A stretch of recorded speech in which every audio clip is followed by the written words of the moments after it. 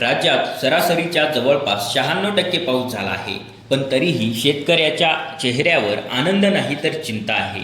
अनेक ठिकाणी जमीन अजूनही कोरडी आहे. पेरण्या रखडल्या आहेत आणि बळीराजाचे डोळे आता आकाशाकडे लागले आहेत. नेमकं असं का घडलं आणि सरकारने शेतकऱ्यांसाठी कोणते मोठे निर्णय घेतले आहेत, जाणून घेऊयात या व्हिडिओमध्ये.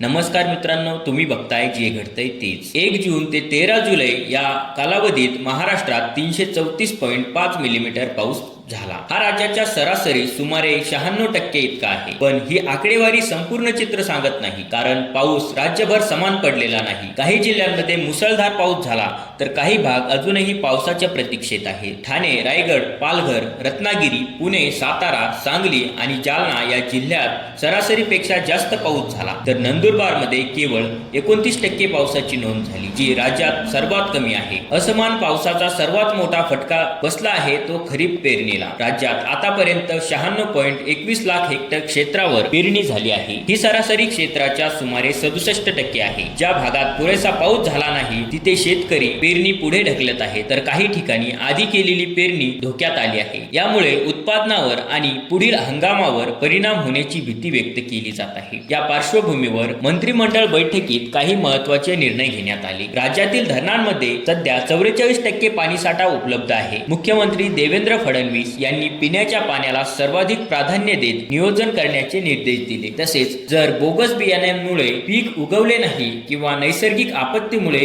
दुबार पेरणीची वेळ आली, तर शेतकऱ्यांना मोफत बी बियाणे उपलब्ध करून देण्याचा निर्णयही जाहीर करण्यात आला आहे. एकीकडे राज्यात पावसाची सरासरी समाधानकारक दिसत असली तरीही दुसरीकडे असमान पावसामुळे शेतकऱ्यांची चिंता वाढत आली आहे. आता येणारे काही दिवस महाराष्ट्राच्या खरीप हंगामासाठी अत्यंत महत्त्वाचे ठरणार आहे. तुमच्या जिल्ह्यात पावसाची परिस्थिती कशी आहे आम्हाला कमेंटमध्ये नक्की सांगा आणि अशाच सखोल आणि विश्वासार्ह बातम्यांसाठी जे घडतंय तेच चॅनलला सबस्क्राईब करायला विसरू नका.